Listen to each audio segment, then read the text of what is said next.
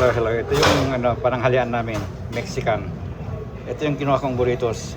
Ito, ibabalot mo ito na parang gagawa ng tubig. Ito, hipon, all-purpose cream. May karning maliit lang nilagay ko. Guacamole. Ewan ko, may tawag sila dito eh. Ito. Itong may kamatis. Ang sarap ito sa usawan kahit chips, ang sarap.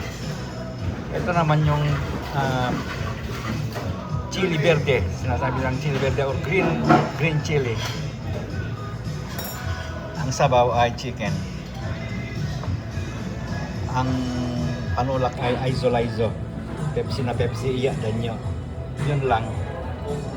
Ibalutin na natin tapos kainin natin. Mangani, bye.